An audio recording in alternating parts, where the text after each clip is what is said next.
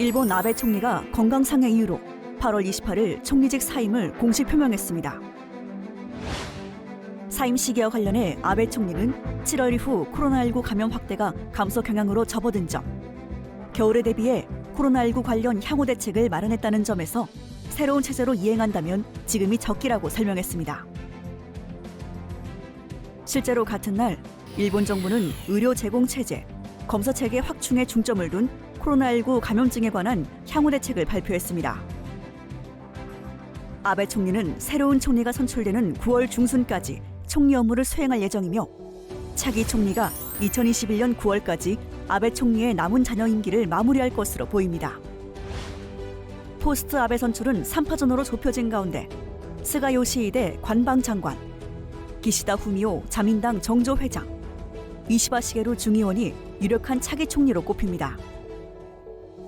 포스트 아베 내각에서는 코로나19 대응, 경제 회복, 도쿄올림픽 개최, 재정 악화 해소 등 시급히 당면한 경제 문제 해결과 아베노믹스 정책의 지속 여부가 관건이 될 전망입니다.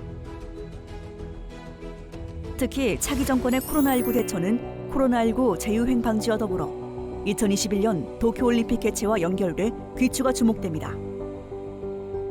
그간 아베 총리가 역점을 뒀던 경제 정책인 아베노믹스의 운영도 주목됩니다.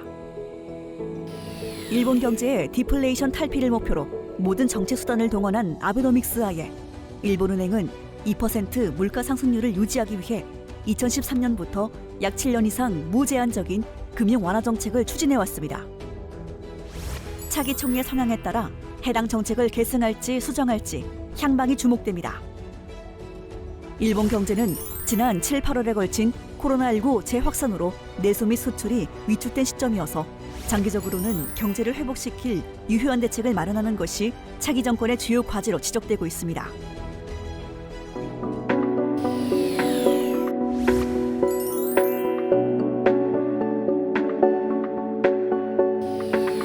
(7월 14일) 트럼프 대통령은 중국의 홍콩보안법 제정에 맞서 홍콩에 대한 특별 대우를 폐지하는 내용의 홍콩 정상화에 관한 행정명령에 서명했습니다.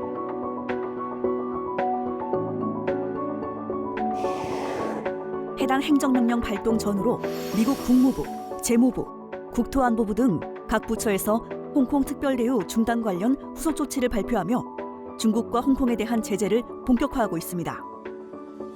미 재무부는 8월 7일 캐리람 홍콩 행정장관을 비롯해 홍콩의 자치권 침해에 연루된 11명의 홍콩 및 중국 정부 고위권리직 인사에 대하여 미국 내 자산 동결 및 모든 거래를 금지했습니다.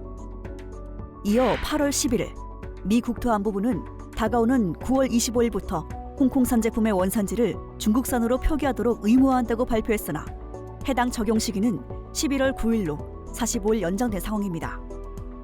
연이어 8월 19일 미 국무부가 홍콩과 맺은 범죄인 인도조약 등 3가지 양자 협정을 중단한다고 발표했습니다. 중국과 홍콩은 미국의 제재 조치에 대해 상응하는 보복 조치를 취하기보다 미국의 부당성을 알리고 국제사회의 동조를 구하는 모습입니다. 먼저 홍콩은 무역 조치에 대해서 WTO 협정 위반 소지를 주장하며 WTO 제소를 검토하고 있습니다. 중국은 최근 유엔 인권이사회 회의에서 중국의 홍콩 국가안전법 제정에 대해 약 70개국이 지지한다고 밝히고 미국을 비롯한 미 동맹국의 의견이 국제사회의 의견을 대표할 수 없다고 강조했습니다. 중국과 홍콩 일각에서는 무역 조치로 인한 경제적인 타격이 크지 않을 것으로 예상하고 있습니다. 홍콩의 대미 수출 중 홍콩을 원산지로 한 제품 비중이 일부에 불과하고 홍콩의 대미 민감 기술 수입은 기존에도 제한적이어서 이번 조치로 인한 영향이 크지 않을 것이라는 것이 중국 상무부 산하 국제무역 경제합작연구원의 설명입니다. 다만 금융제재와 관련하여 최악의 시나리오로서 국제은행 간 통신협회의 서비스 중단 제재까지 거론되는 가운데 중국사의 과학원 세계경제정치연구소는 미국이 일부 기업에 대해 금융제재를 가할 수는 있으나 이란과 같이 전면적인 금융제재를 취할 수는 없다고 보고 있습니다. 미국은 과거 이란 중앙은행과 일부 금융기관에 대해 스위프트 서비스를 중단하는 제재 조치를 취했으나 홍콩과 중국이 미국을 포함한 전 세계 각국과 무역, 투자, 금융 측면에서 긴밀한 관계를 맺고 있어 국제사회에 미치는 영향이 너무 크기 때문입니다.